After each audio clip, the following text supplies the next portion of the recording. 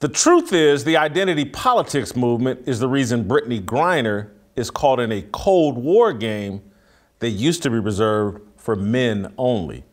She's a victim of the feminist movement that states there's no difference between Brittney Griner and John McCain, the now deceased Vietnam War prisoner turned politician. The feminist movement redefined the rules of engagement. We no longer protect women and children first. We marked Griner and other women as fair game. Now we will pay an inflated price for her release.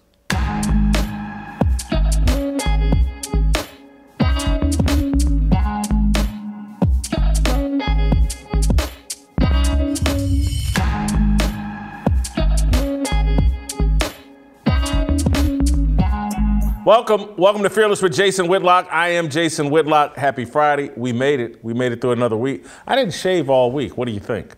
Do I look crazy with this gray beard? Does the gray beard match my dyed hair? No, but I'm not the only one that does that. But anyway, hop in the comments and tell me what you think of my unshaven look. Good, bad, indifferent. Fantastic show planned for you today. We got a lot of fearless soldiers coming in. Steve Kim's going to be here. Royce White's going to be here. Maj Toure, Shemeka Michelle, Delano Squires. We're just going to go on a march. All these soldiers on a march through a bunch of little different topics that I think are somewhat connected. I want to talk about Brittney Griner, Alex Jones. Who am I forgetting? Brittney Griner, Alex Jones, Breonna Taylor. So sparks should be flying today because I'm not sure if everybody's going to agree with everything I have to say today, but let's get it rolling. Let's get the party started, and then we'll hear the drumbeat of soldiers coming through the fearless march as we march towards truth, justice, and the American way. All right, racism and sexism do not explain the national indifference to the sad plight of Brittney Griner, the WNBA player imprisoned in Russia. Thursday, a Russian court sentenced Griner to 9 years in prison for attempting to carry a small amount of harshness oil into the country. A crime that would provoke a slap on the wrist here in America could dramatically alter the course of the 31-year-old two-time Olympian's life. Griner has already spent more than 150 days jailed in a foreign country. She's a hostage in a geopolitical dispute between Russian President Vladimir Putin and the regime backing American President Joe Biden. Griner is a pawn Putin has walked across the chessboard and plans to turn into a queen capable of forcing the United States into releasing terrorist kings. America should be writhing in empathy for Brittney Griner. Instead, we're mostly indifferent. Why? The answer is complicated. Race and sex play a role, but not in the way Griner's loudest supporters argue. In an attempt to pressure the Biden administration, Griner's WNBA coach, Vanessa Nygaard, played all of the identity cards. Take a listen. If it was LeBron, he'd be home, right? Yeah, it does. It's a statement about the value of women. It's a statement about the value of a Black person. It's a statement about the value of a gay person. All of those things, and we know it, and so that's what hurts a little more. The truth is, the identity politics movement is the reason Griner's caught in a Cold War game that used to be reserved for men only. She's a victim of the feminist movement that states there's no difference between Brittney Griner and John McCain, the now deceased Vietnam War prisoner turned politician. The feminist movement redefined the rules of engagement. We no longer protect women and children first. We mark Griner and other women as fair game. Now we will pay an inflated price for her release. The United States has offered a convicted arms dealer for Griner and a U.S. Marine, Paul Whelan. That's a really bad deal for America. It's only being offered because Griner is Black, gay, and a woman. And the regime backing Biden is a slave to identity politics. Russia knows this. That's why, according to reports, they're insisting America sweeten an already bad deal. Putin wants America to involve Germany in the trade. Germany holds a convicted murderer that Putin wants thrown into the Griner trade. This is embarrassing. It partially explains the indifference to Griner's plight. The rest of the explanation resides in our own corrupt justice system. It's difficult to muster outrage at the unfairness and harshness of the Russian courts when our own system has fully embraced a harshness and one-sided political motivation. We're no better than Putin and Russia.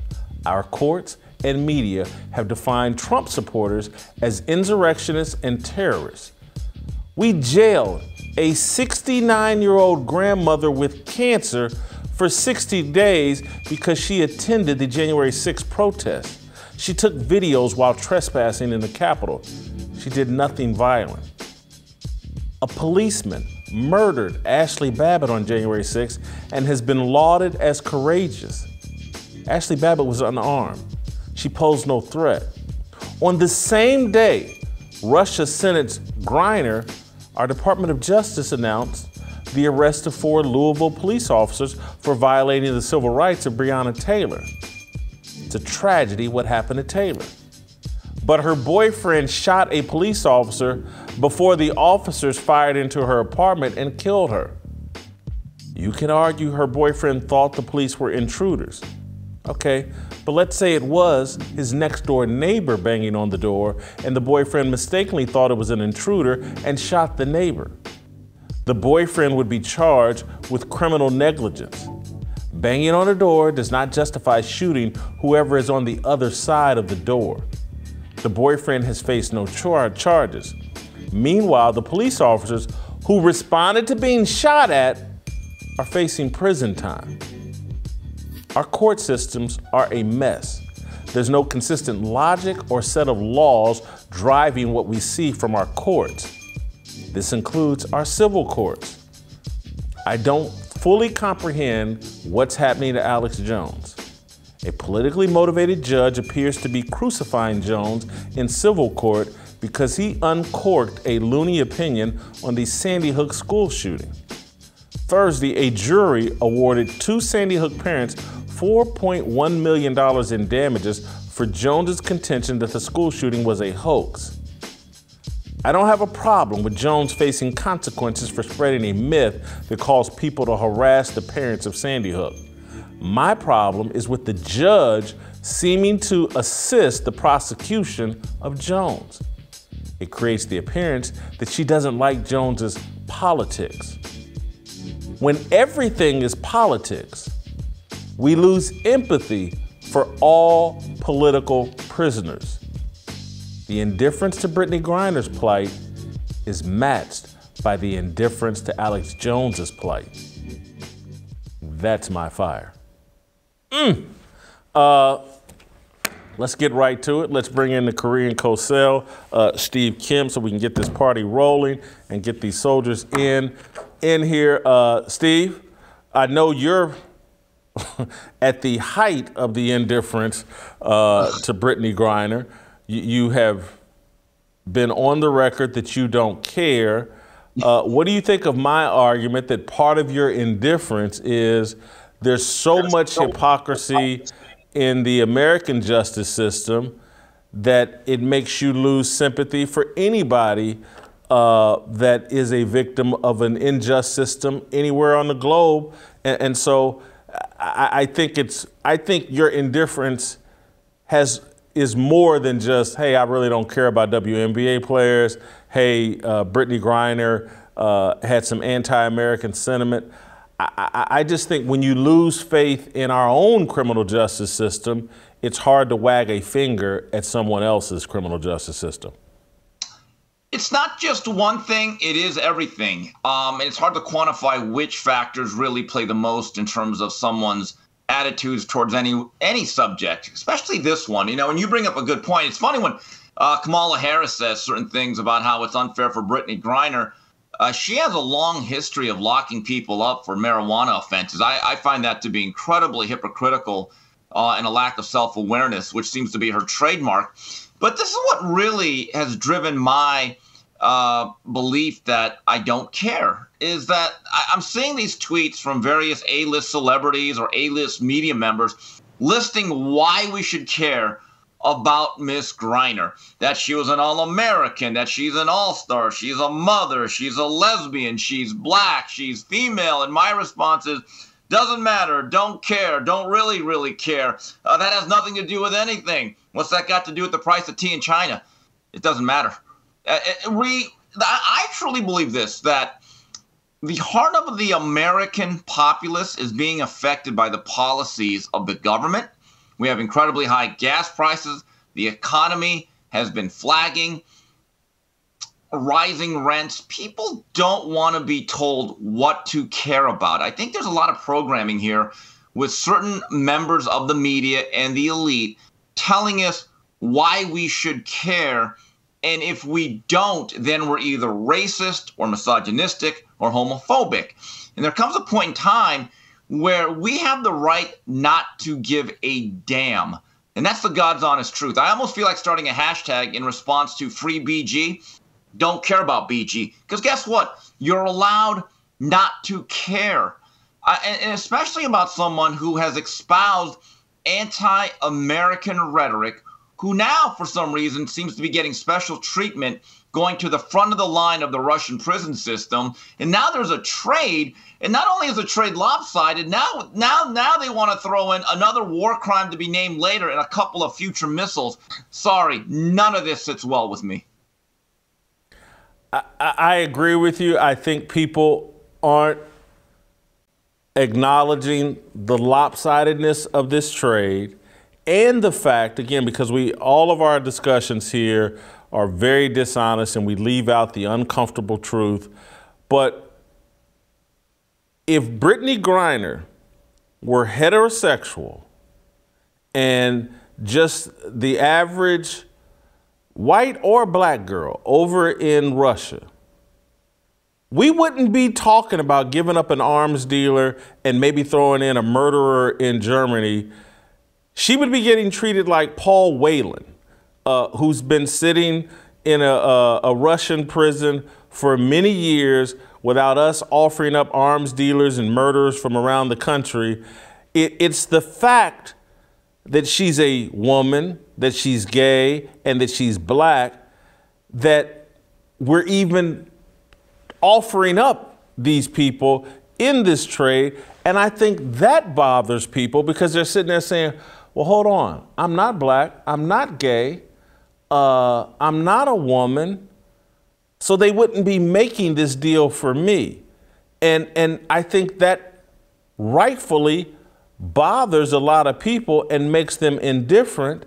And this is like the scourge or the unintended consequences, or maybe the intended consequences of all this identity politics. Russia, in my view, knew exactly who they were targeting. They wanted the black gay woman because our culture has placed a high value. You know, this is why Stacey Abrams and any other black lesbian is being positioned as the greatest thing since sliced bread. And it puts more political pressure on the Biden administration to do a deal that will jeopardize the safety of Americans all over the world who are traveling perhaps in countries with adversarial relationships with America. Now everybody's more in jeopardy, including women, because before 20 years ago, Russia would never do this to a woman.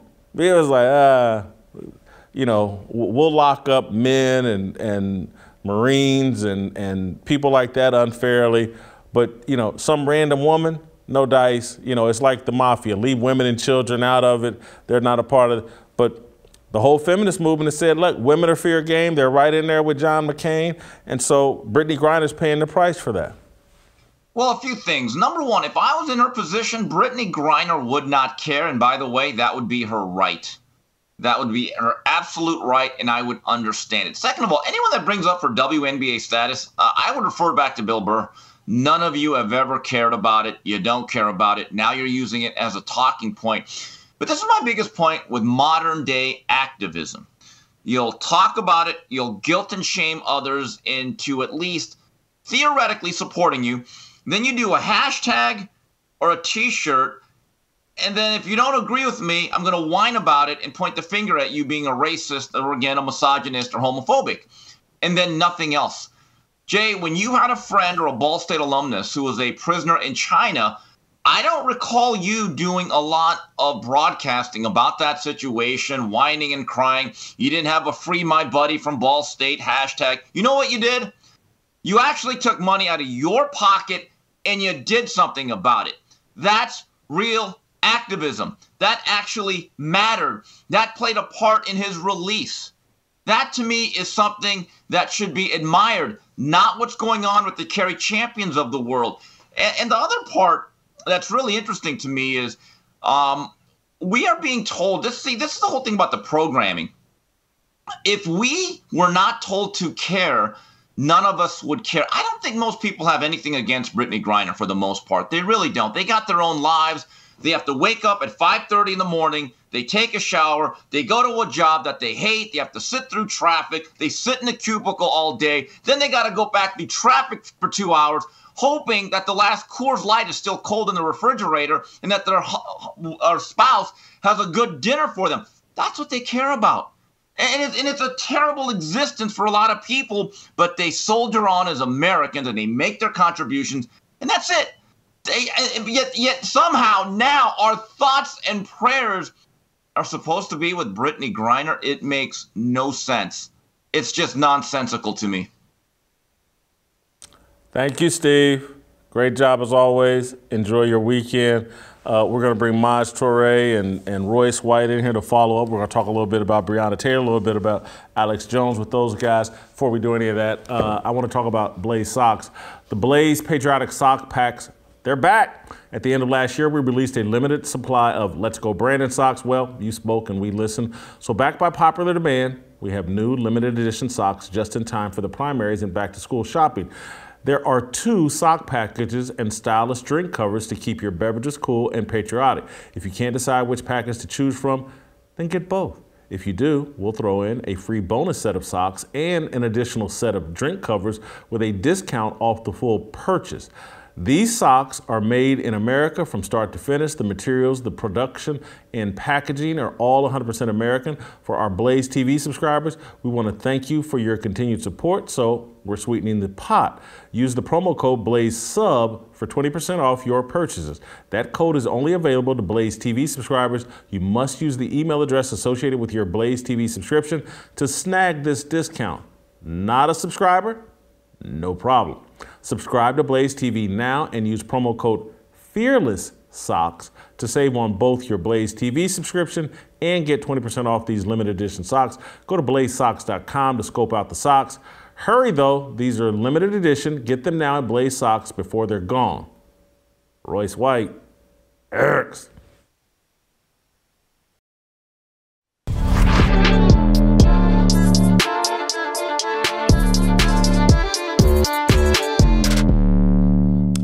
All right, let's roll out to Minneapolis and bring in Royce White, who can help me understand the Alex Jones trial. A jury ordered Alex Jones to pay $4 million to Sandy Hook parents. I put this out over my Twitter feed that I don't fully understand what's going on with Alex Jones. He had an opinion that was clearly wrong about Sandy Hook being a hoax, and there was no school shooting, and they were all crisis actors. He was wrong. I didn't understand how on an internet show, who's a conspiracy guy, putting out a bad conspiracy could land you in civil court with a judge who clearly has a bias against you. And this all seemed like an overall strategy to silence and finally shut up Alex Jones, who's been right about a lot of things. The one thing that he's wrong on, he's getting hung on. Someone pointed out to me something I did not know at the time yesterday when I tweeted it out. I was like, hey, look, Jason, his pushing of this conspiracy theory provoked some of his followers or people into harassing the Sandy Hook parents, and which caused them emotional harm and damage. And I was, aha, that's a moment where I said, okay, I get it. And so maybe he does need to pay the consequences for promoting an opinion that potentially caused some harm and damage to these Sandy Hook parents. But I want a deeper understanding. I want to talk to someone that knows Alex Jones. And so Royce White, welcome back to the show, and help me understand and help the audience understand what you think is going on with Alex Jones and because I think there's other lawsuits from other parents, and this is going to be a continuation. I think they're going to try to take all of Alex Jones's money. Yeah. Well, I think there are three spearheads of the true America First movement in media, and you're one of them. Steve Bannon is one. Alex Jones is one. And these are voices that have genuine power, genuine revolutionary power in the message and the courage and their ability to convey the broader understanding of the attack on the American people and just humanity at large. And I think they're trying to silence Alex the same way they're trying to silence Steve and any other dissidents. I think each of their cases is unique, and Alex's case is obviously unique. I don't think that he would argue that he was wrong with the Sandy Hook situation. But here's the bigger play for the government and the establishment. And we saw this with Edward Snowden. We saw this, articulated through Julian Assange and many other whistleblowers. They've set up a game where, in order to pursue the truth, number one, you run the risk of looking crazy, and they can say you're crazy for putting forward a story that doesn't have a bunch of evidence to substantiate it. And what the government has done, traditionally, CIA, FBI, many other agencies, have blacked out information that you would need in order to substantiate the claims around what they say are conspiracy theories. But really, there are genuine conspiracies, and Alex Jones has been right about a number of those conspiracies, although he was wrong about Sandy Hook. I think the spirit of what he was trying to convey, even in that case, is right. Is that there are government agencies and propaganda machines who have openly said we should not miss a chance to use a crisis for our benefit, for our agenda. And that could be a school shooting. It could be a false flag war. It could be a proxy war. It could be drug trap. Whatever the narrative is, we should question it. Alex Jones has continued to say that over 20 years, and they use this one time to try and drop an anvil on him. What would be the fair thing? What should happen to Alex Jones for being wrong about Sandy Hook? I don't think, look, when you're out there treasure hunting and you dig up 1,000 holes, how can you be penalized? The whole thing is to try and disincentivize people from treasure hunting in the first place and pursuing the truth. And this is the argument about free speech that I would even look, if a white man, the KKK, any of these real right-wing extremist groups that are openly racist and say Jews will not replace us or blacks will not replace us, people of that nature, if they openly say, hey, listen, in Minneapolis, St. Paul, the black people there should be exterminated. My feeling, let them say it, because the protection of freedom of speech is more important than trying to censor and police people's morality through the law. So this is a fundamental argument in America about the value of freedom of speech versus how much we think the government can protect us by disincentivizing certain speech. I don't think Alex Jones should have any type of financial penalty. Now, I think he won this case. They wanted $300 million, $200 million. He ended up having to pay $4. That's a win for Alex Jones. I think he'll be able to survive that. I think they'll try to continue to railroad InfoWars because it's the tip of the spear when it comes to misinformation and sorting out what the globalists are trying to do. But maybe he should have to give some restitution. He should have to openly apologize. But he's already done some of those things. So this is a financial attack on InfoWars. This has nothing to do with Alex Jones, and it has nothing to do with those parents or those children. The same way many times the family court has nothing to do with the benefit of American children, is to create strife between men and women and subvert the family. This is how the establishment plays. And so you've connected Steve Bannon and Alex Jones, and I think you're right. Steve Bannon is another guy that they're trying to silence, perhaps even trying to send to jail over January 6th, which just seems crazy. And so again, I said earlier this week that America has reduced the rewards for speaking truth to power and amplified the consequences for speaking truth to power. And so when I see what's going on with Alex Jones and Steve Bannon, they're trying to send smoke signals out to everybody else, to me, to you, to Tucker Carlson, to anybody else, to Glenn Beck, to anybody else. Like, I don't care how much money you got, I don't care how big of an audience you got, I don't care. You can be got to, and then it's a message to the younger people, don't you dare follow in their footsteps. Hop on board with Big Pharma and the global message. That's where the money is. That's where, you know, security is for you and your family. Dishonesty, there's more rewards for dishonesty and not looking for the truth than there is for, and that for me, for somebody that's 55, joined the media industry in 1990, that's what blows me away, is that when I got involved in 1990, there were still a lot of rewards for seeking the truth. There was more rewards, I felt, for pursuing the truth than representing the establishment, and they've turned that completely upside down.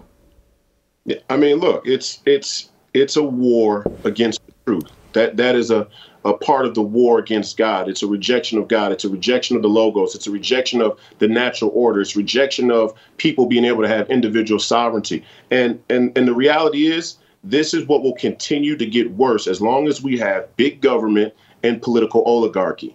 All of these cases that are being brought, I mean, and they're coming right out and saying it. If you go read the House resolution that was put forward that Alex Jones spoke about 2 weeks ago, I think it's HR 4350, they're openly saying that the United States military should have the autonomy to run operations against American citizens that are deemed radical or extremist. And in there, they literally list the right-wing extremist conservative movement.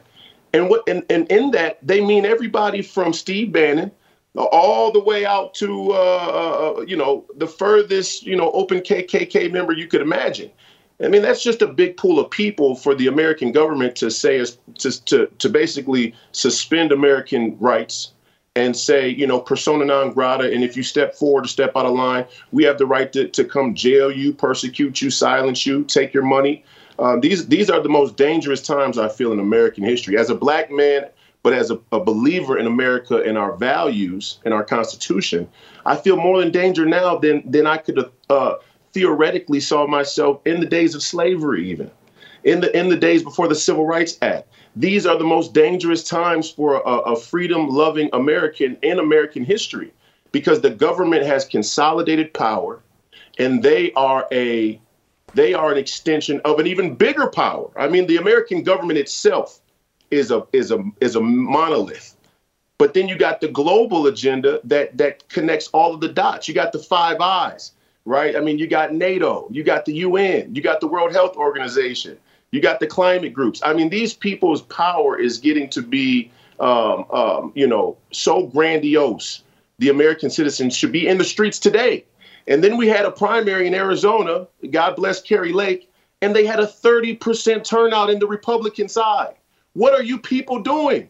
What are we waiting on? And so the Alex Joneses are the ones who set the alarms and say, you people have to get active and get serious about where this country is going. And the best defense they have to preserve a corrupt status quo is to silence Alex Jones. They want to kill him, but they'll settle for bankrupting InfoWars. Final question. I want to connect it to what I was arguing just a bit ago about Brittney Griner. And I connected and say that there's an indifference about the plight of Brittney Griner because our justice system seems so corrupt that it's hard to muster outrage at Russia's corrupt system. It's like, well, I'm gonna be mad at them when they're putting a 69-year-old grandmother with cancer in jail for 2 months for taking pictures inside the Capitol on January the 6th. And so I'm just like, I get why people are indifferent about Brittney Griner, because Russia's corruption doesn't seem any worse than ours. Well, listen, yes, I 100% agree with you, but this is a 3-card Monty. Your indifference can't bring about inaction. It can't birth inaction. It can't be the grounds for inaction. To see the corruption in both should motivate you to participate fully as a citizen in the many ways that you can, economically, politically, culturally, socially, religiously, so on and so forth. And the Brittney Griner situation, look, we're at war. We're at war with a country that's not a little. First of all, people don't want to mention the fact that Donald Trump got out 2 black celebrities from trouble they were in. One, the Ball brother, who was caught up in China, and also ASAP Rocky when he was caught in Sweden. Now, it's a different situation with Russia because we weren't in an open war with China and we weren't in an open war with Sweden. But the bigger point is this. I think Brittney Griner was being dumb. I mean, I think what she did was completely stupid. I think the Russian government and Putin are using it to poke America, as they should, because those are the rules of engagement that most citizens don't understand. If we catch one of your celebrities, we're going to hold her and we're going to ask for something in return. Now, I think we should get Brittney Griner back, because I think how we look on the world stage from a power standpoint has ramifications well beyond Brittney Griner. Now, I also would say that those other prisoners of war that are caught in Russia, we should do well to get out. Our American government is soft. They're cucks. We have a cuck society growing and springing out and overflowing in America. And their resolution is, we're not going to work to get out everybody. We may get out Brittney Griner because our voter base has an outcry about LGBTQ and black women. That's corrupt. That's corrupt in its premise. But from a military standpoint and from a national honor standpoint and national pride, it is not, in my opinion, it's not okay to allow Russia to play this out on Brittney Griner individually, because the level and the weight of what they're throwing on her legally certainly has implications, because we're in a proxy war. And all of us know that. Now, was Brittney Griner dumb? Of course. And they're not doing it to her, or they're not going to get her because she's black or LGBTQ. They're not going to get her because they're cucks. They have no spine. Joe Biden is not a wartime president. The people hit Kamala Harris, God forbid if Joe Biden ever passed away and Kamala Harris was in charge, this country would be in imminent danger from our enemies. These people do not have a real concept of what it takes to protect a country, because they don't want to have a country. They are okay with being a piggy bank to the party of Davos, and they are okay with being a tributary state to the CCP and the Chinese. I can't do any better than that. I'm going to let you go. Great job. Go to youtube.com/Jason Whitlock. Hit notifications, hit subscribe. Hey, email us. Let us know your feedback at fearless@theblaze.com. That's email. You can email me directly. fearless@theblaze.com. All right, stick around. Don't go anywhere. Maj Toure.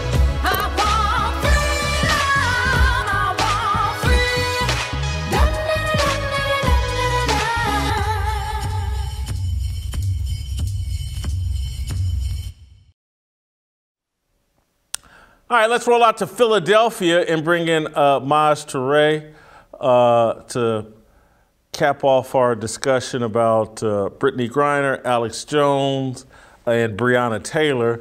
I'm expecting this to be a little spirited. I think Maj and I see the Breonna Taylor thing a bit differently, I think, based off tweets I've seen from Maj. And so, Maj, I'm not someone that is thrilled that the 4 Louisville police officers are being charged, by the Department of Justice for violating Breonna Taylor's civil rights. It doesn't make sense to me. Her boyfriend shot at and hit a police officer first. I think that if we walked it back 30 years, her boyfriend would be, if anybody was going to get charged with her murder, it would be her boyfriend for sparking it. And I've just never had any respect for the way the boyfriend handled the situation. There's no way in hell my woman's walking to the front door with me if I think there's trouble on the other side of that door. She's gonna hang back in the house in bed while I go see what's going on here. Felt like he walked her into harm's way, did something irresponsible, caused the police to shoot inside that bed. I feel like he cost her life.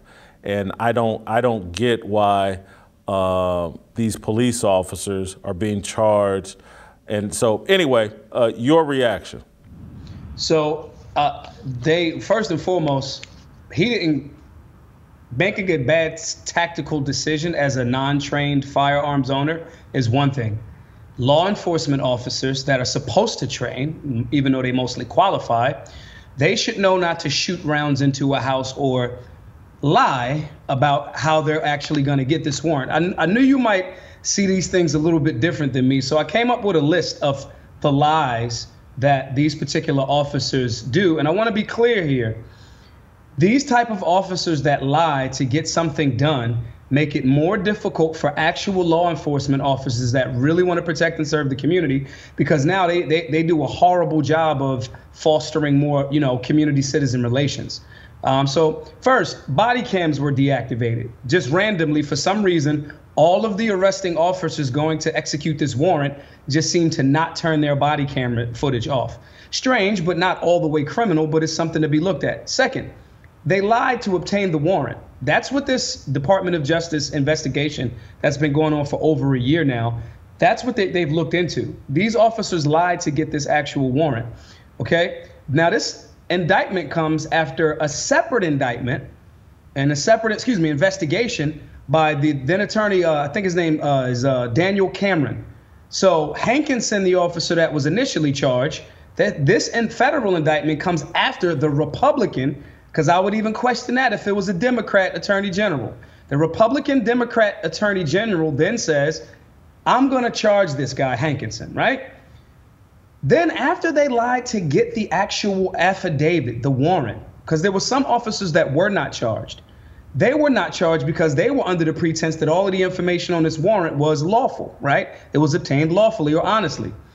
But the ones that lied about it then lied about the cover-up about it. Then we have the other guy, I think is Joshua James, that second officer, lied and said that he saw packages going to Breonna Taylor's house from Kenneth Walker. So you already have three issues of, we go from looking strange and body camera footage to lies that this Department of Justice investigation shows up.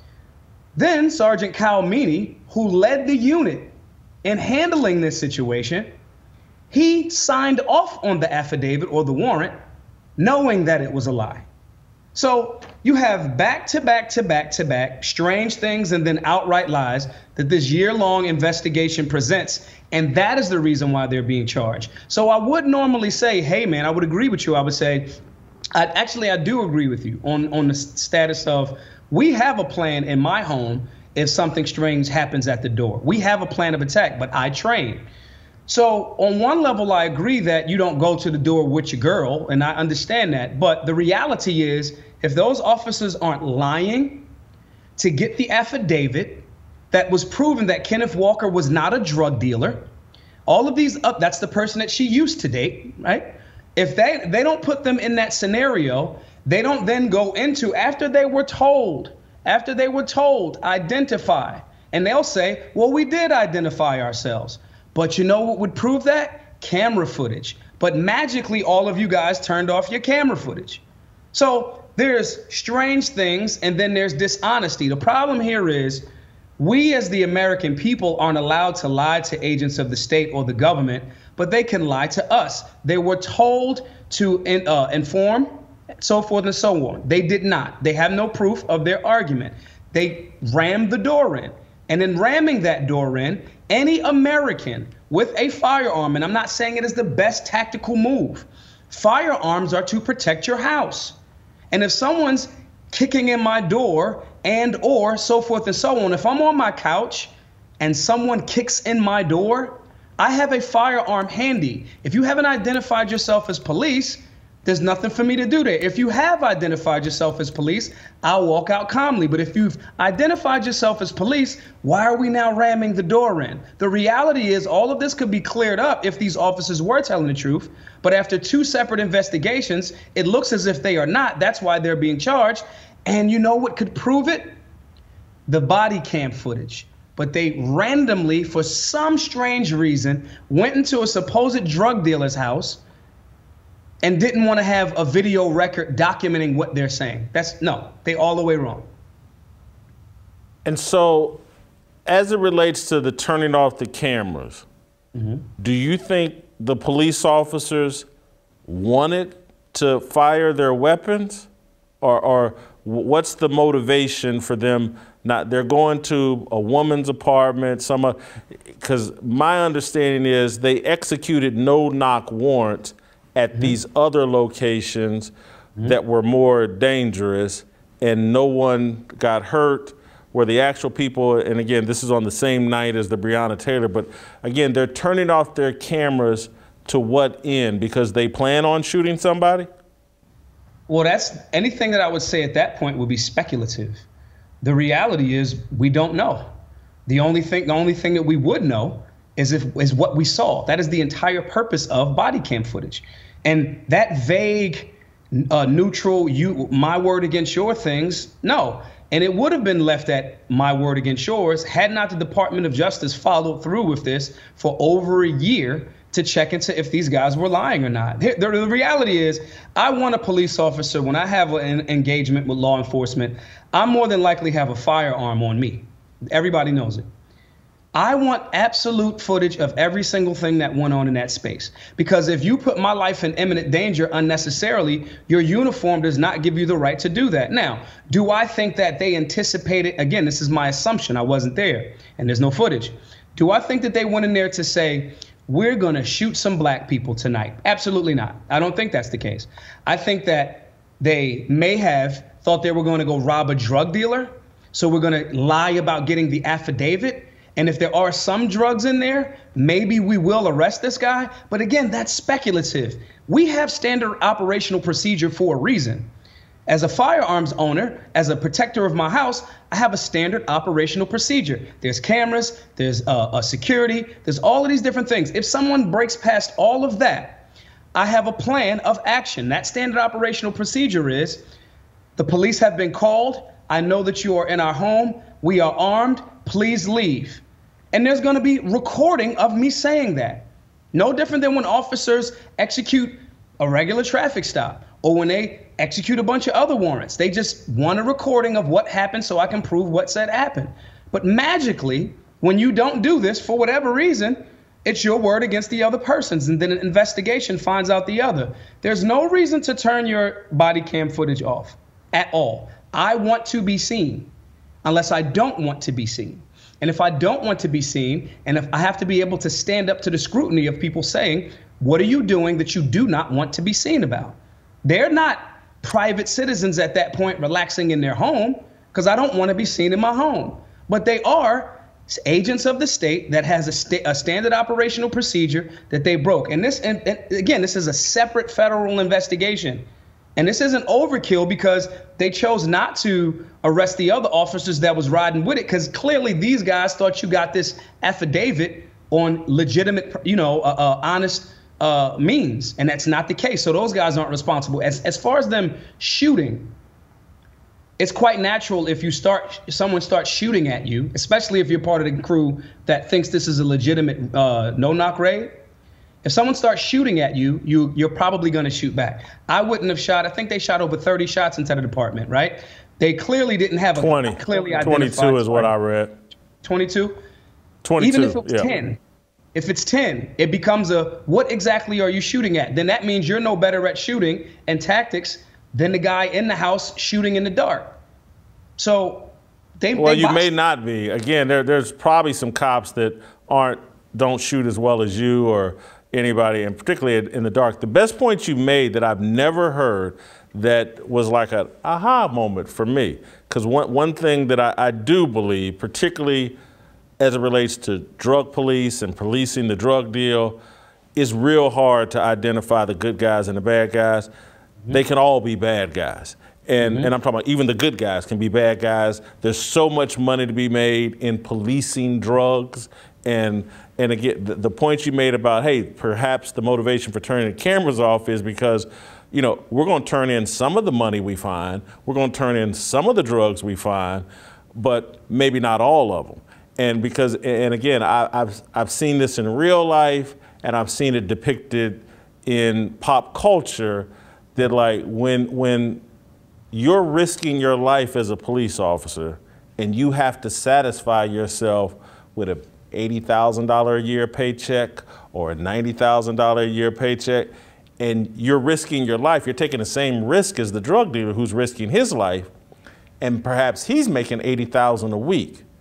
Eventually, you want to dip your hand into that till and even things out a little bit more. And so that is an excellent point that I've never heard anyone make, and it's an aha moment for me. The point, many of the things I have been arguing for the past few years have been like, hold on, man. I've had a gun pulled on me twice. I haven't been shot at, but I've had a gun pulled on me twice. Yeah. And so I'll just say this: if I ever get shot and you hear about me returning fire, I don't want anybody second guessing me on how many bullets I fired in return. So now, when I hear that cop got shot, I don't care if it was 20, if it was 2, if it was 202. I've been shot. I'm gonna unload everything that I have in return. So, and now here's the part that I agree with there too. There's a thing in the sympathetic nervous system where, especially if you don't train often, right? Cortisol dumps, stress, what the hypothalamus produces, peptides, all of this stuff, adrenaline. These things impact your life, especially if you don't train in high stress scenarios. So sometimes, you know, citizens, law enforcement, whatever, we practice force on force scenario training as well, like CQB. Sometimes these are in shoot houses with extremely loud music under high levels of stress. You may have somebody do 25 push-ups, a bunch of jumping jacks to get their heart rate elevated, and then throw different terms at them so they can fail in that shoot house, because when they're in the real scenario, they want to match the level of what, as much as possible, you want to match that level of what, again, those cortisol dumps will do. Why am I saying this? If you're a firearms owner or a law enforcement officer in that scenario, and you're used to people just doing what you say and complying, and if you run into a scenario that you do not train for, that sympathetic nervous system will have you go, go, go, go, go, go, go, go, go, go, go. Sometimes guys won't even remember what happened. Sometimes there are times where people will remember everything moving extremely slow. So the training is not adequate. So when this argument of defund the police, on one level, I understood the concept, but it's not really the answer. The answer is law enforcement should have more force on force training, especially the guys that are doing that particular job. Now, that's a shorter part of the answer, but a bigger overall solution is maybe we shouldn't be having a war on drugs. Maybe if you can't get if you can't find a bad guy, that guy, clearly we already got him on tape, let's catch him when he's at the grocery store. Maybe that's a different level of policing that we're not putting American citizens, including the law enforcement officers, lives in jeopardy.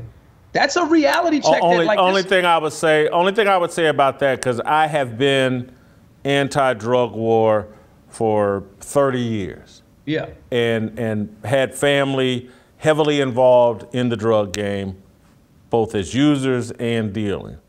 Mm-hmm. And again, Wire, my favorite TV show. But the reality is, we've seen communities and cities go the other direction. Hey, we're not going to police drugs, and we have San Francisco, and we just did a whole show yesterday on that.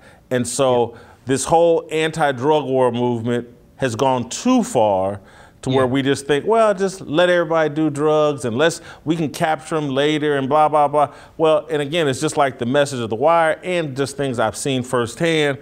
Again, the drug game drops too many bodies not to be policed heavily and aggressively. The drug game drops if bodies. There was no violence, if there wasn't violence associated to the dealing of drugs, there would be a lot less policing of the drug deal, of the drug culture and drug. I am of the belief that the violence is because of the policing. So, for example, you bring up The Wire. This is generally a nonviolent transaction. That's what drug dealing is. When I buy liquor at the bar, right? The violence for liquor was more when prohibition was in position, okay? When you got countries like, and I'm always hesitant about using other countries because I don't live in those other countries, but I'm still objective, right? And do they have our gun laws? Right. When you have countries like Portugal who drops hard, drugs, we're not chasing you, but also don't ask us for help. We're not using our tax dollars to help you if you're addicted to it, and we're also not going to chase you.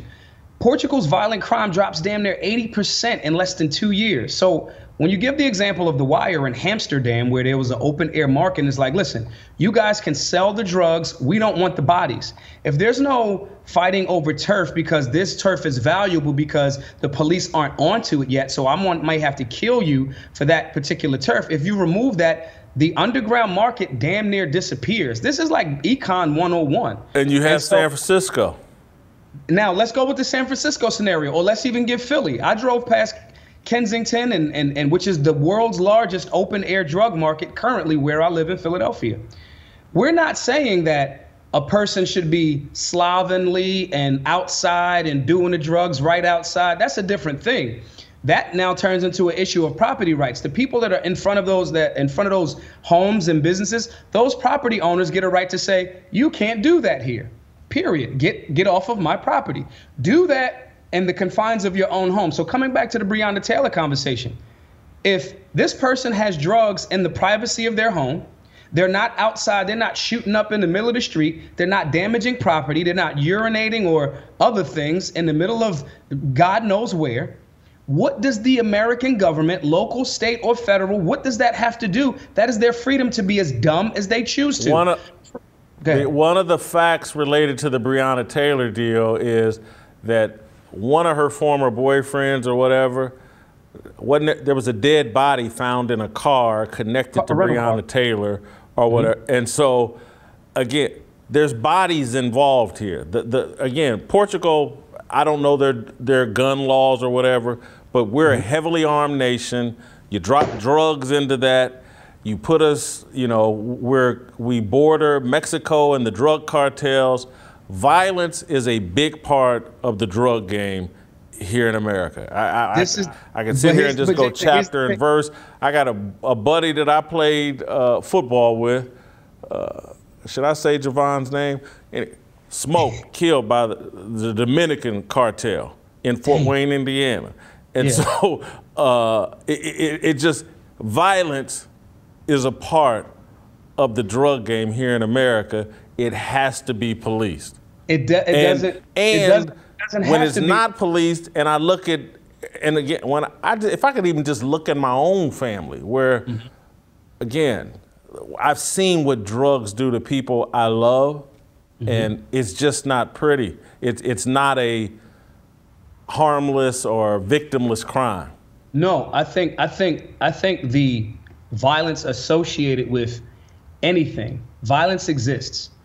What we have to ask ourselves as America is, are we okay with more militarization of our local communities that sometimes lead to these unfortunate outcomes, more so than we want people to have the freedom to do what they want? If heroin was legal tomorrow, we know what heroin does, right? If heroin was legal tomorrow, most of the viewers would not just go get on heroin. They would not just go sell heroin. Now, here's the other thing. We have a kind of almost like a chicken or the egg conversation, because the question becomes, is the drug game violent because of the lack of turf and the violence on taking turf and money and so forth and so on, right? Or is it inherently there and the police, have to be there to mitigate it? The reality is, if that's the answer, the police are failing horribly at it. They are. The drug, okay. So I wouldn't say the police are failing horribly. I would say their bosses, the politicians, are failing horrible. The police do what they're told. by politicians. And so I'm very reluctant to scapegoat police because they're just soldiers doing what they're told. They don't make a lot of money. The people making a lot of money off the drug game are connected to big pharma, and they're making millions upon millions of dollars convincing America that the solution to every problem is a pill. Either is some sort of, and you can either get it from the man off the corner or you can get it from Pfizer, but this will fix your problem. And so this whole culture we've created, the tolerance, the embrace of drugs, to me, and again, like the people like really making money off of it are named Nancy Pelosi and some Republican politicians that I can't come up with the name of right now, but they're the biggest dope dealers. The NFL, all the TV networks that are dependent upon Pfizer and all that. So it's anyway. But 100%. But the question becomes, those guys somehow were sanctioned and okay to sell their drugs, but if you got folks that like me that used to make some money, you know, selling some weed, I was taking football life chances for selling some tree, and now even that's legal. The problem here, again, to your point of one, it being the leaders and the legislation, so forth and so on, the moral decay, the legality of something and the morality of something are two completely different things. As well as, I'm not going to just let all police off the hook in that regard. I cannot give you the pass because you're following a morally incorrect or unjust law. I can't give them that pass. Police officers are supposed to take an oath to the Constitution. The founding fathers had hemp farms, which are drugs. Ben Franklin was wild with the drugs. I'm not saying that it's morally okay, and I'm not saying that we should be teaching our young people to absolutely use drugs. No, I'm saying you should stay as drug-free as possible because it's horrendous for your life. I'm talking about where that intersection where are we militarizing and doing things that allows law enforcement to get blank checks and be so confident in so much that we're going to cover our body cams, we're going to lie about things, we're going to violate Fourth Amendment rights of American citizens, and unfortunately that can end up in law enforcement officers and sometimes innocent citizens dying. That's that question that we got to ask ourselves and how we balance that out a little bit more, while I think we should say, yo, don't do drugs, man. Meditate. If you associate a endorphin boost from jogging or getting some cardio in or lifting some weights, these things have shown the brain chemically reacting the same way. You have the most powerful drug system in that hypothalamus is real. Get our people to tap into those things that are natural drugs that boost your immune system, boost your health and things of that nature. But that's a moral question. And that moral question should not be in a space where we're forcing people that don't view that moral question the same as we do to be subjugated to going to prison and breaking up families. If the Democrats are crying about breaking up families at the border, then Joe Biden should be apologizing to every black family that he sent to jail over his tenure, 50 years or so, for mostly nonviolent drug offenses. I'm not talking about these violent guys. If you use a firearm to harm anyone, you are not my friend, and I want you to go immediately to jail. But this is such a nuanced conversation that I want to challenge the listeners to. Are we having a moral discussion or are we having a legal discussion? And these are the things that we have to really unpackage when we're having this conversation about our freedoms in America. Maj, you do good work. This may be your best work. I appreciate the conversation. We'll reconvene next week. Good job. Get your Fearless Army swag at shopblazemedia.com/fearless. Shemeka Michelle, make it make sense. Next.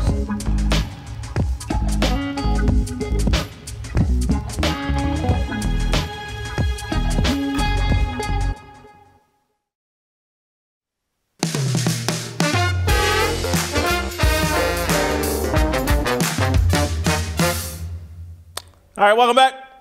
Time for Shemeka Michelle to make it make sense. Shemeka, I saw this video of a mother, I think, defending her child in a store. And I was like, I got to call my mother on this show, the First Lady of Fearless. And by the way, Shemeka, you're going to have to tone it down. You look too good today. You got to tone. You're an absolute distraction right now. You look way too good.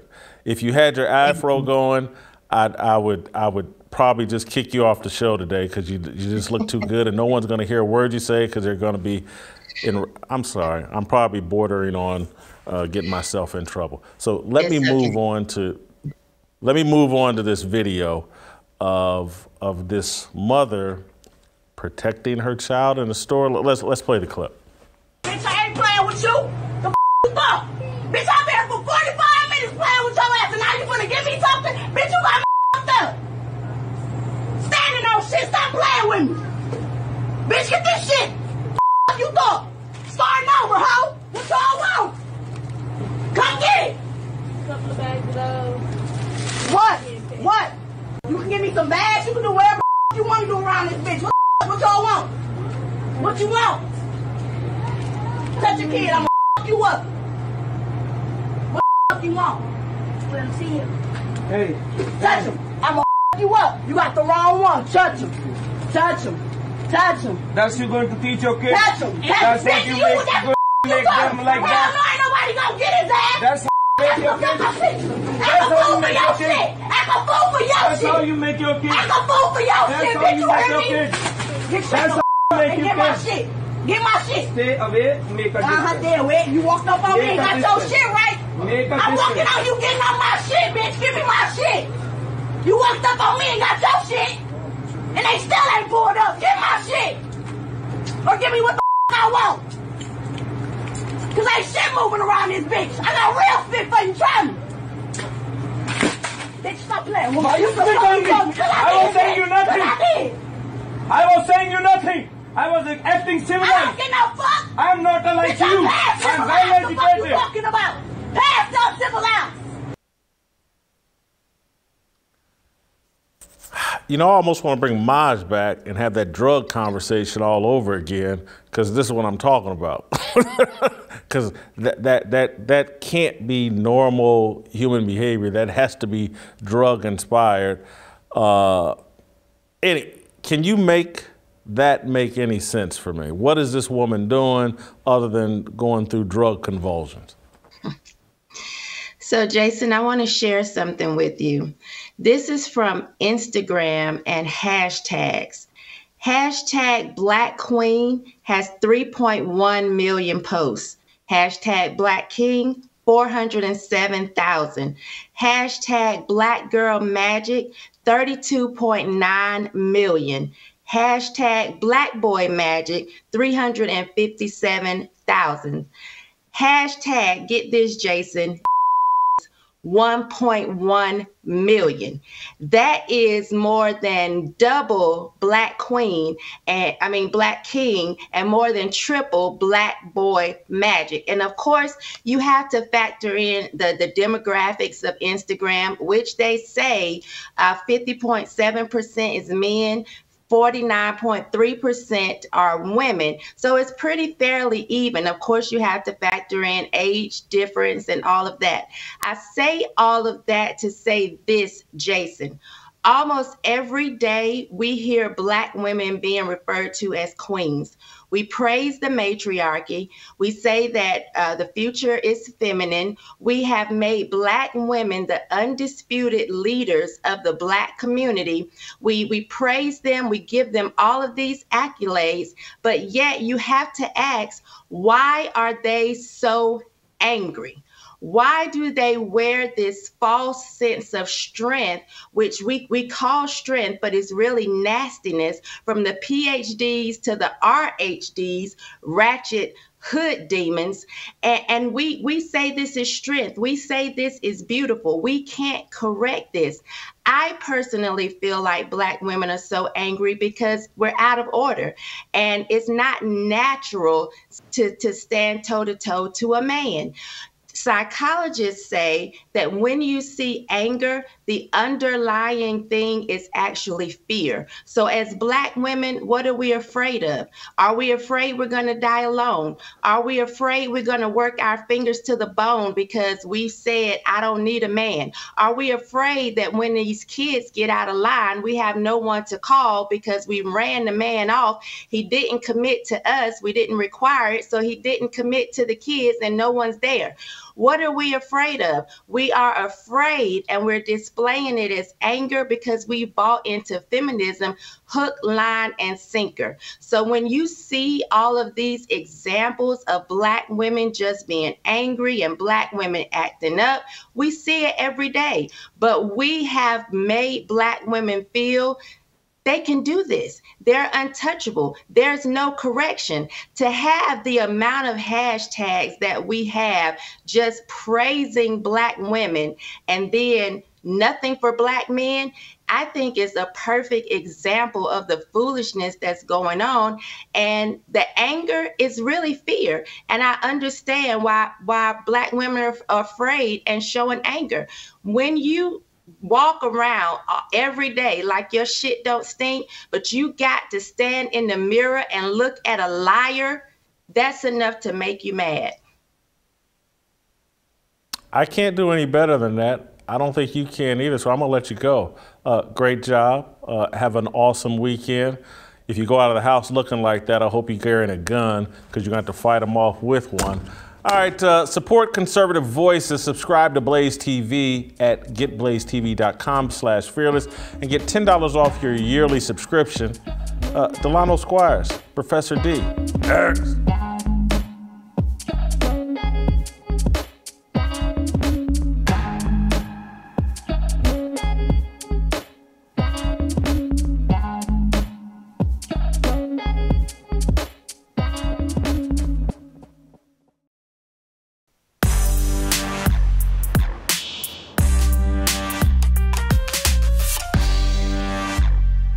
All right, let's roll out to Washington, D.C. and end the show on our strongest note. Professor Delano Squires, we call him Professor D. He's not a professor. He's a husband, father, but the smartest man on the show.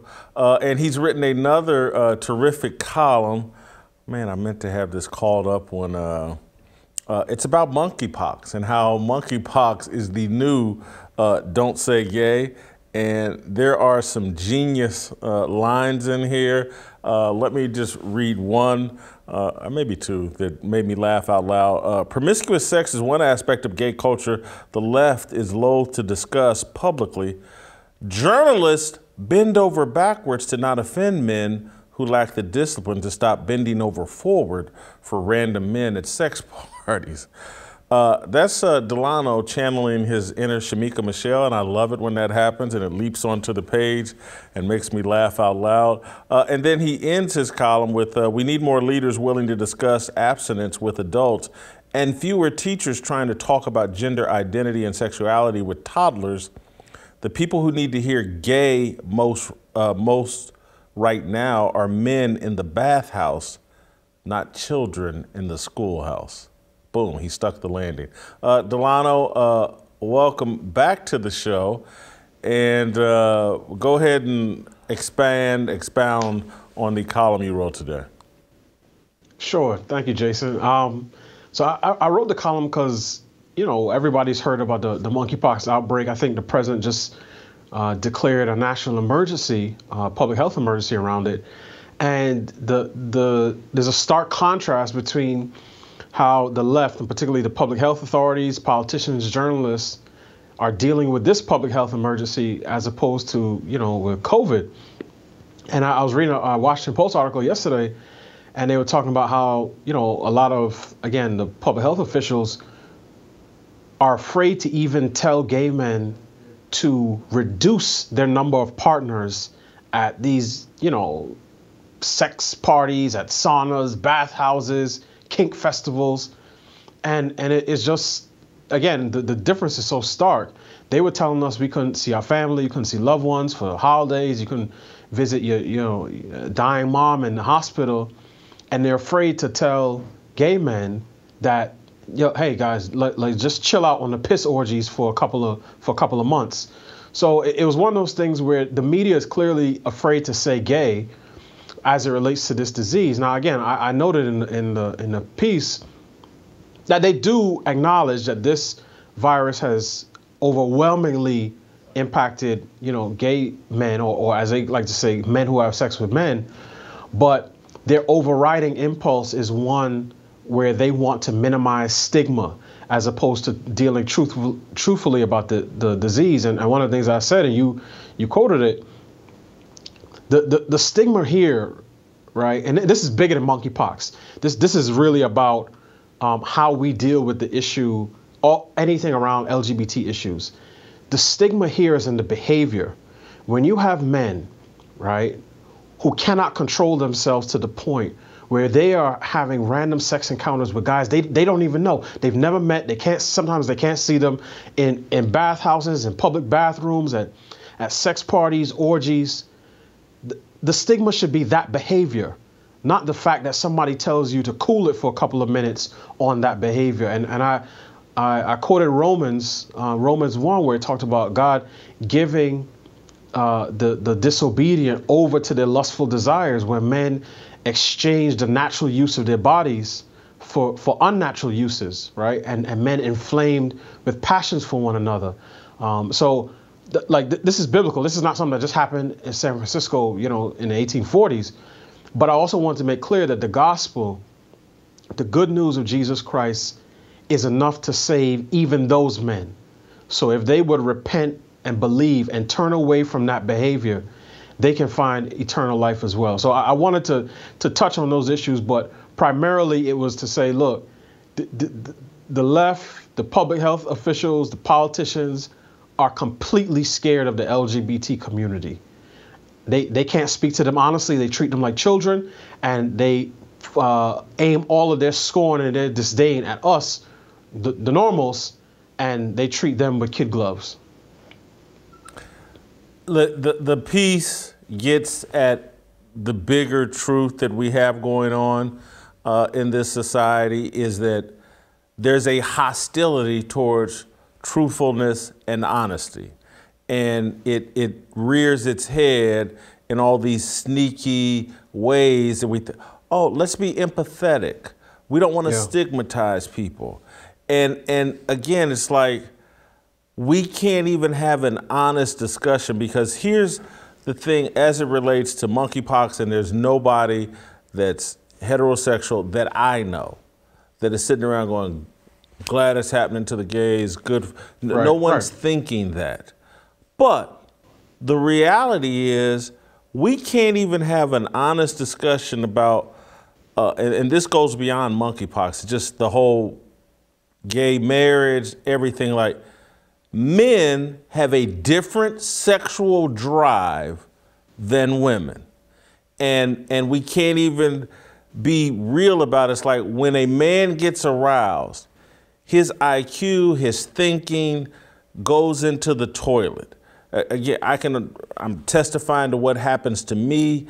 I'm testifying what happens to guys that I know, and the way, the behavior and all that. And so we're sitting around thinking that two men can get together in a monogamous relationship. I just don't see that. You're putting two irrational people together who, when their organs get inflamed, they just don't think rationally, they don't act responsibly. And that's what's always bothered me about, like, this same-sex marriage thing. Is like, so we really think two men are going to get together and behave responsibly as it relates to sex? It's an impossibility. And so now we can't even talk about the irrational, irresponsible, immoral behavior of two men or groups of men who like to participate in sex. We can't even talk about it. And again, that's why I was glad you got at it very honestly and put it in everyone's face. Like, these guys are going to sex parties and bending over for each other, and they don't even know each other. And we think this is normal and some sort of behavior that needs to be protected. It's not. Right. Jason, one of my favorite pastors to listen to as it relates to assessing cultural issues is a pastor named Doug Wilson, right? He's up in Moscow, Idaho. He's Chuck Knox's pastor. And he says this, it's a perfect phrase to encapsulate what you're talking about. He said, testosterone does things, right? So that hormone that we have coursing through our bodies is not neutral, right? And it's not just there so that we can grow nice beards and you know, lift weights. Like it does things, and it does impact one's sex drive. So as you said, when you put two men together, right, who neither of whom has any sense of restraint, right, which is different than sometimes you put a man and a woman together whose bodies are made for each other, fit for each other, and whose sex act's primary purpose is reproduction, so that when that reproduction actually takes place, it changes the woman's sort of body chemistry and you know, obviously if she's pregnant and everything that goes along with that. You don't have that with two men. So when you put these guys together, right, and then as I read and I'm doing more research, and I'm light research because I'm not trying to get certain things on my browser, I'm seeing puppy play, piss orgies, you know, group sex in saunas and bathrooms. It honestly, Jason, and there's no other way to say it, it's animalistic in its nature. It's look, see, smell, hump. That's sort of the pathway. And it's one of those things where we're so afraid of offending people that we can't even speak honestly about these types of things. Now, and we've done it when it relates to you know, heterosexual, you know, festivals. I know in my youth, I used to hear people talking about going to Freaknik and so on and so forth, and all the issues that would cause for the cities it was being held in. But when it comes to the LGBT community, there's a certain restraint that has to be that the left demands that we use when addressing these things. So for me, it's not to beat up on anybody. It's not to say, oh, look at that, that's disgusting. Even though I did say it is a form of degradation, because the scriptures say that these men are engaging in an unnatural use of their bodies. But it's to say, look, this is what's going on. These things are so common that people don't even mind writing them or addressing them in public. I mentioned San Francisco in the article, and it talked about, you know, whether you're into leather or kink, and we want you to have a fun and filthy weekend. That's the type of stuff that's coming out from our city leaders. But if I said I want to spend Thanksgiving with my mom, my dad, you know, in 2020 or 2021, then they would have said I'm a bad person. So at a certain point, we have to be honest about these things, and we have to get back to assessing life from God's perspective on the natural, moral, and social order, right? You can't get, nature has a nature. And there's a reason that God designed the world the way that he did. And we're constantly hitting our head on the wall because we are trying to use the thing that he created in a way that's contrary to the way he created it. So he gave us a rule book, he gave us an instruction manual in the scripture, and we keep saying, no, I know better than God. Let me try to bring two men or two women together and then figure out why, you know, we have depopulation. No, we can make it work. So yeah, Jason, it's one of those things where it defies logic, but defying logic is the left's, you know, hallmark and calling card at this point. And so I want to hammer one final point, get your reaction to it, and I'm going to let you go. It has an impact, and the reason why Delano's writing about this, why we're talking about it, is like the impact of these cultural norms and standards.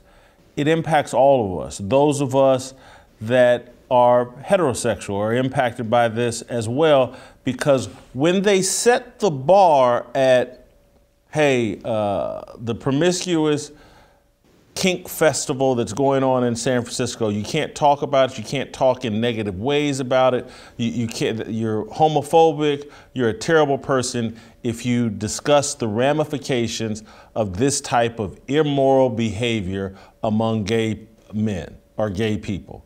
And so if that's the bar, that's why so many heterosexual people are like, well, hold on, if the line is at the kink fest and that's not over the line, me, Jason Whitlock, going to a strip club and trying to bang some 21-year-old, 22-year-old, that's not nearly as bad as what they're doing at kink fest. And so it impacts all of us. And so the immorality and the promiscuous sex and the negative ramifications that maybe aren't monkeypox, maybe it's hepatitis C, maybe it's gonorrhea, maybe it's all the unwed births. There's a lot of, we've just normalized, those are nothing in compared to monkeypox and HIV, so let's don't even discuss it. And so there's a trickle-down immorality that is impacting all of us that we never discuss. Yeah, that's a really great point, Jason, and I agree with you 100%, right? The heterosexual people have their own, issues with immorality that we need to deal with, right? Our addiction to porn and the strip clubification of our culture, the glorifying. I talked on Tuesday about junkypox, the glorifying of people like Cardi B and Megan Thee Stallion who engage in acts of overt sexuality for money in public. All of those are issues, and they all spring from the same root. When you get outside of God's design for sex, which is within the bounds of a covenant marriage between one man and one woman, you're on the road to destruction. So I agree with you 100% there. But I'll say there are two other ways that this impacts the culture. One, when your far extreme is kink fests and puppy play in the middle of the street, what it ends up doing is pulling everyone to the left, which is why you see 47, House Republicans who vote to codify same-sex marriage, because everyone's perspective on this issue has been pulled to the left over the last generation. And then the other thing that it does, and this is probably where I try to hammer in, most precisely, is that it empowers the LGBT community and activists and allies to say, this is why we need to put this stuff in schools, so that kids who have these feelings, at regardless of whatever age, can feel comfortable expressing them. This is why we need to have kink at pride festivals where children are present. This is why we need to have kid-friendly drag shows. This is why we need to have drag kids in their own TV shows on Discovery or whatever other channel. This is why we introduce transgenderism to kids early on. This is why we do double mastectomies and chemical castration and surgical castration, right? So this is not just about the individual behavior of two people. The people who were pushing that lie when it came to Obergefell and even before that, or what does two guys getting married have to do with you, have been proven completely wrong. Our culture has been changed forever.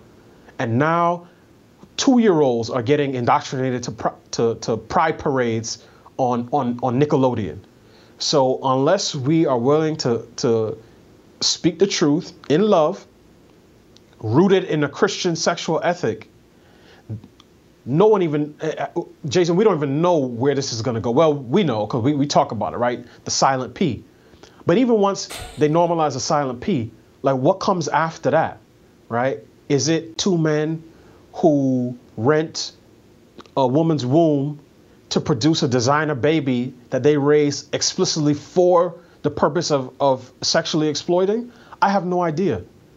But I'm not going to say anything is out of the question, because I never thought in the year of our Lord, 2022, that I would see people saying, or for instance, the mayor of the largest city in this country, right, saying that we need drag queens in every school reading to our kids. I never thought I'd see people like, AOC saying that drag queens are patriots, or seeing pictures of a little child, no older than 3 years old, standing outside of a cage where a man in a leather mask, is trapped in the cage like a dog, right? This is the type of stuff that you see online every single day. And at a certain point, people are going to need to stand up and say, enough is enough. Hate me if you want. Call me a homophobe. Call me a transphobe. Call me a bigot. That's fine. And particularly as a black man, say that I'm selling out. Say this is, I'm upholding white supremacy. But Jay say, you know what? I'd rather be a coon than an idiot. And I'm not about to feed my children into the devil's mouth for anybody. So they can say whatever they want. But I'm not going around. I'm not going over. I'm not going under. I'm going through. That's it and that's all. I can't top that. Let's play tomorrow, and we'll see you next week. Freedom, looking for a breakout, feeling like a standoff, nothing in freedom. Came like a fighter, striking like a ladder, making all this moves for freedom. I want freedom. No negotiation, my sister, no relation. We all just wanna have freedom. Sitting on a corner, never been alone. I'm breaking my back for freedom. Blessed, we are living, get back. We are receiving, all deceiving. We all wanna be free. We want freedom. I just want, I wanna be. I just want, I wanna be. I just want, I wanna be.